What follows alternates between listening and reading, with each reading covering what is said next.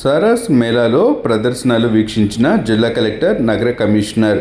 సరస్ మేళా ప్రాంగణంలోని కళావేదికపై శనివారం సాంస్కృతిక ప్రదర్శనలు ఉత్సాహంగా కొనసాగాయి. తమిళనాడు రాష్ట్రం తిరుచి కళాకారులు వాయిద్యాలు, సాంప్రదాయ వేషధారణతో ప్రదర్శించిన కరకట్ట నృత్యం వారి సాంస్కృతిక సాంప్రదాయాలను తెలియచేసేలా కొనసాగింది. విశాఖపట్నం జిల్లా వారి జాలరీ నృత్యం అద్భుతంగా ప్రదర్శించారు. స్వాతి కూచిపూడి నృత్యం ప్రదర్శించారు.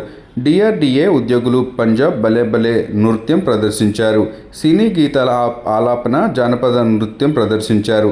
జిల్లా కలెక్టర్ ఏ తమీం అన్సారియా, నగరపాలక సంస్థ commissioner K Mayur Ashok, DRDA PD Vijayalakshmi పెద్ద సంఖ్యలో సందర్శకులు వీక్షించారు. సరస్ మేళాలోని కళావేదికపై ఆదివారం సాయంత్రం 4 గంటల నుంచి ముగింపు సభ జరుగుతుంది.